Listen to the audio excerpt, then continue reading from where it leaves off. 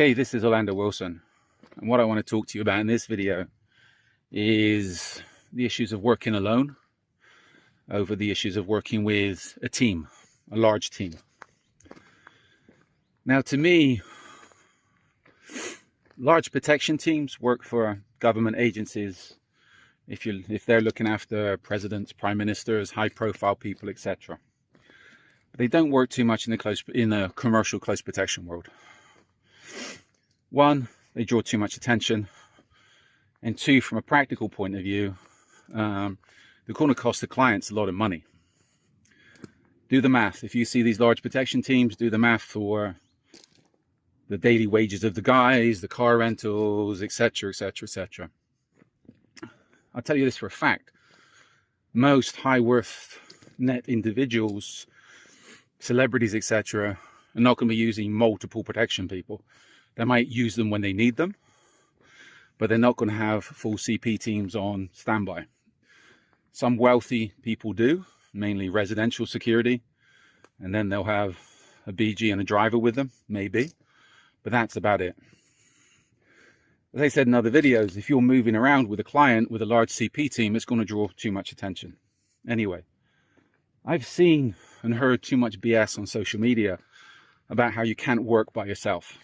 Well, I've worked by myself plenty. And again, I know plenty of other people who work by themselves on a daily basis. It's all about identifying the threats and managing the threats, not getting involved in confrontations. But this is where a lot of people think the close protection business is about getting involved in confrontations, about using force. Don't want to do it. You can think that way if you're in the military or police. Well, you can't really these days, because you'll just end up in too much trouble. You end up causing too much trouble. In the civilian world, if you cause issues, get into fights, get into shootings, well, if you're licensed, which you have to be in most places, your security licenses will be suspended, your firearms licenses will be suspended until the investigation is done, and hopefully you'll get your licenses back. So from the practical point of view, we want to avoid the problems, because if we get involved in problems, we're losing our licenses and we can't work, earn money, etc. Now, I'll talk something about what we can class as roofs, which I'll talk more about in other videos because it can be a little bit complicated. Let me put it to you this way. Years ago, I had a job, was offered a job in Eastern Europe, Far Eastern Russia at the time, during the crazy days. I met with some guys in London. I was young, too young for what I was doing, but had very good guides at the time. I've been lucky, I had very good guides over the years. I wouldn't say the most polite and nicest people, but they were good to me because they pointed me in the right direction. Anyway, I met with these two bankers in London. They had an issue in Far Eastern Russia with a government official, very prominent government official. And they needed to go there, and they were going to pay him off. Well, they can't pay people off. They were going to sort out a business arrangement. Anyway, they asked me if we could provide them with protection, with bodyguards.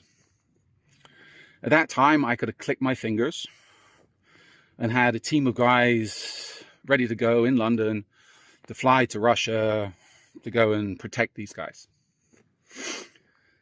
They weren't worried about money. They were worried about their security. Okay. But in reality, could the guys I provided them with actually protect them? The answer is no. When I bounced this off my associates in Eastern Europe, they said to me, it's like, well, we can provide you with the top guys in that area to support. Top guys would have been the Alpha detachment in that area. Okay, no worries. But the thing is, those guys will be working for the government official. They're not going to be working for us. Even though we're paying them, they'll be working for the government official. Why? Because they live in that area. Their families are in that area. They're dependent on their job. We're just foreigners turning up. And foreigners turning up that's already got an issue with their boss.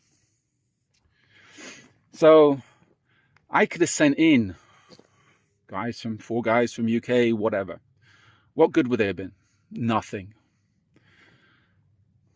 The government official would have got word these bankers were turning up with security, and they could have had the jail cells waiting for the security as they got off the plane.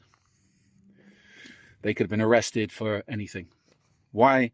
Because this politician controlled the police, controlled the jails, controlled everything. We would be in his area. So the guys could have been arrested for weapons charges that happened to be planted on them, sexual assaults that happened to happen, and there would have been witnesses and evidence, I guarantee, because if somebody controls the police, they control the courts, they can do what they want. And this is how things work in a lot of countries. So these are the type of things you need to consider if you're providing serious protection services and just not goons in suits. These guys could have ended up being thrown, the security guys could have ended up being thrown in jail.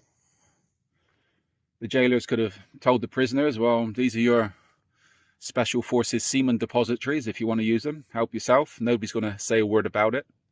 And all this could have been done just as an example to the bankers to say, you know what, just because you don't trust us and you're acting like spoiled children, the fee for solving your problem has just doubled.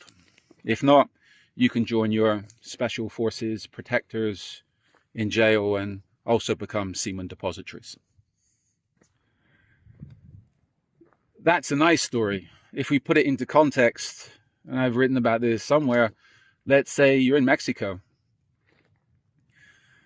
A four-man CP team, be it armed or unarmed, drives into a cartel roadblock.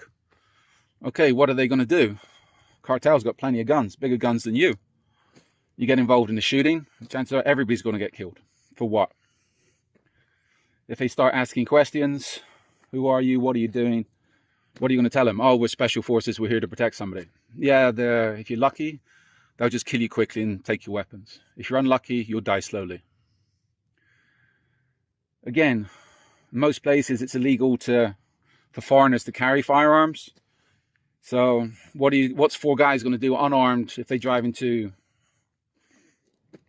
a narco roadblock? Nothing. That's it. Just be executed for being suspicious. That's it. So again, in those situations, in both of those situations, you're better off having somebody that's a little bit wise. I say for the Latin American thing, the narco thing, somebody that understands the culture, that can crack a joke and maybe give a case of beer or two to keep people happy. In the Russian example, you need somebody that knows the culture, understands the situation, has inside information, and have to ensure that the business deal goes good. Going in acting like a tough guy with how many bodyguards, etc., trying to intimidate people, you know what? That might work in the movies. It might work in theory. You might think you're a tough guy, but in reality, it doesn't mean anything. Because, how can I put it? Hurting people is very easy. And there's a lot of people that hurt people on a regular basis for their business. And if you think that you can intimidate somebody just by supplying some bodyguards, CP guys, whatever you want to call yourself, you're stupid. Because if you're dealing with players, they've always got, they're going to have more serious responses to yours. So that little story, I hope, makes sense to you. I've got 3 books on Amazon reference, close protection specifically. Reach out to me on social media if you've got any questions, and keep it real. If you've got any common sense, think about what people are telling you and think about the consequences of whatever you do. Because in the close protection business, if you're dealing with serious jobs, you have to take the consequences into consideration, because if you don't, you can end up seriously hurt, or you can end up in a lot of trouble. And you know what? Nobody's coming to help you. And you're not going to have enough money to bail yourself out, one way or the other.